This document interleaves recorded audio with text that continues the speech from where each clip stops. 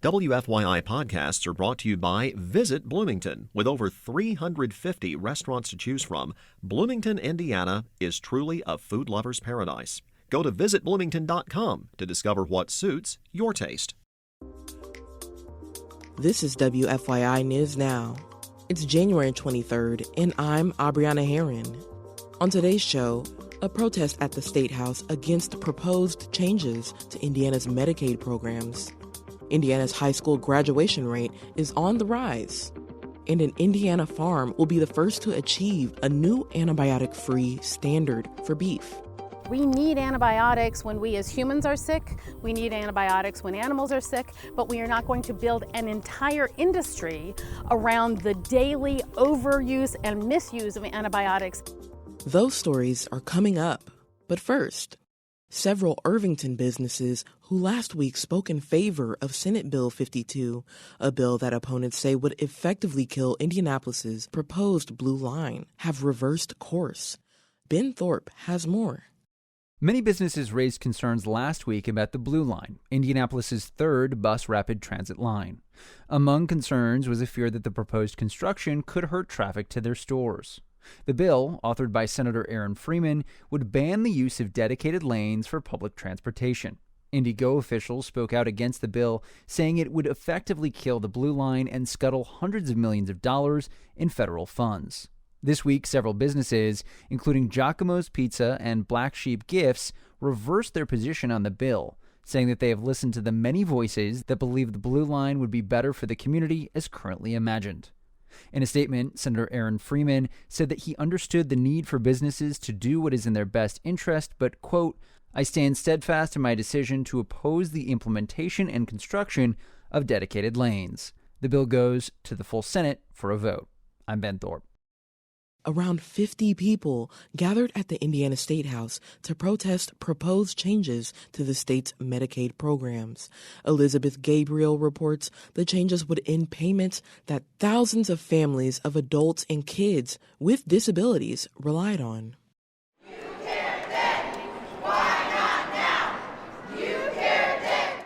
That's the sound of parents chanting against proposed changes to the aged and disabled waiver. During the pandemic, the waiver allowed parents to be paid for providing hospital-level care to their disabled children, partially due to the nursing shortage. Now, the state might end the federal COVID program to help the state plug a budget deficit. But parents like Tindra Duff disagree. She has twin boys with Down syndrome. The long-term effect of this, I just don't see it being a money saver because we're going to probably have more hospital admissions. Advocates say that with a shortage of trained health aides, parents may have to cut back on their employment to care for their loved one or send them to nursing facilities. I'm Elizabeth Gabriel. The proposed change is open for public comment through February 26th. You can go to wfyi.org/news for more information. And Indiana's high school graduation rate is on the rise. At many Indiana schools, students who fail to meet graduation requirements can still earn a diploma with a special waiver. Sydney Dauphiné has more on disparities in Marion County. Students who don't meet standard diploma requirements, like passing the graduation qualifying exam, can be granted a waiver. To qualify, they need to demonstrate knowledge in other ways, like a portfolio of work. State leaders have long sought to reduce waivers. They say it doesn't prepare students for post-secondary education. In 2023, 15% of Indiana students used the waiver. At all Marion County school districts, nearly 20% of graduates had a waiver last year. But at Ben Davis High School in Wayne Township, just over 45% of graduates required waivers. In a statement, the district spokesperson says the decision to grant a graduation waiver is made on a case-by-case basis, taking into consideration the unique needs and circumstances of each student. Our district follows state guidelines when determining eligibility for graduation waivers. I'm Sydney Dauphiné.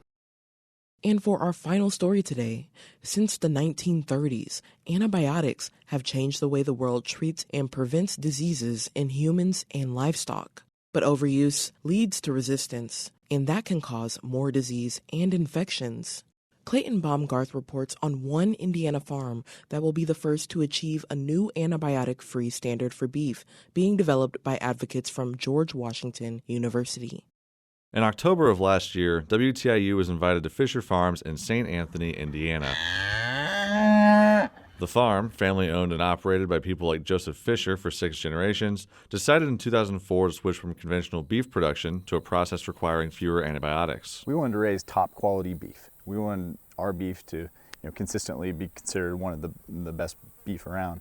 But then we also wanted to raise it in a way where our family was, comfortable eating it. We wanted to do it by raising it without growth hormones, without antibiotics. From there, they began to use regenerative ag processes such as installing ponds that naturally filter and conserve the farm's water supply, capturing excess carbon by using no-till methods and planting vegetation year-round, and even reducing cows' methane production by feeding them kelp. By a relatively small investment in feeding our cattle kelp, we can reduce their emissions by 82%.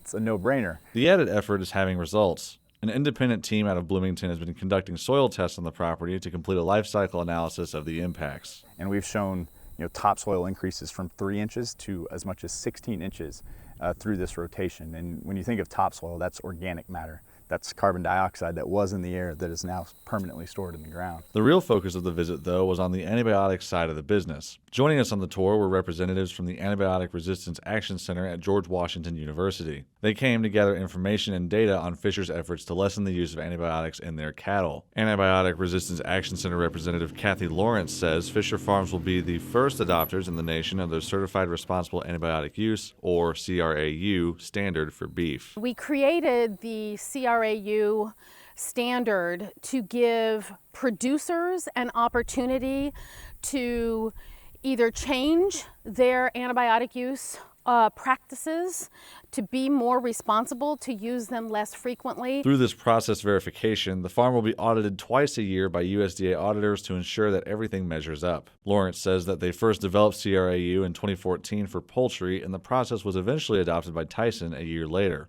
Their goal is to raise the floor on antibiotic use in animal agriculture across the country. Right now, it's kind of the Wild West still in terms of the beef industry, because you've got basically conventional production with very little information and very little accountability for how and when antibiotics are used. The Antibiotic Resistance Action Center says the standard aims to create a sort of middle ground in the beef industry. On the cheaper, more available end, some producers overuse antibiotics to make up for less than sanitary and overcrowded living conditions.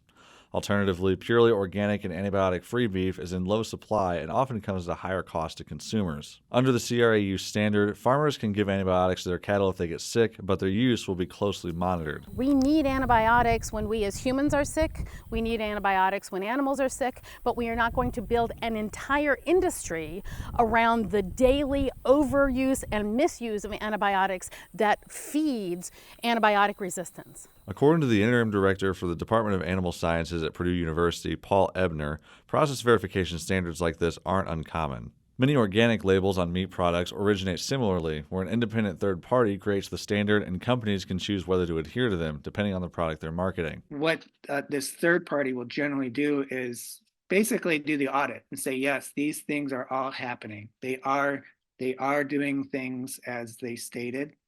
And they're verifying that process. It's not going to tell you that this product is better or higher quality or safer. That's up to the consumer. While Ebner personally wasn't aware of the CRAU standard becoming available to beef, he did say consumer demand is there. But it's part of this whole idea of we want to preserve the efficacy of antibiotics, so let's use them as sparingly as possible.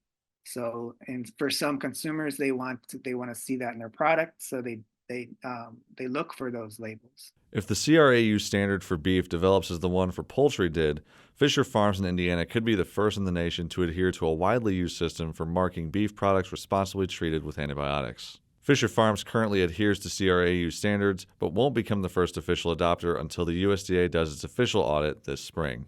For Indiana Public Broadcasting, I'm Clayton Baumgarth.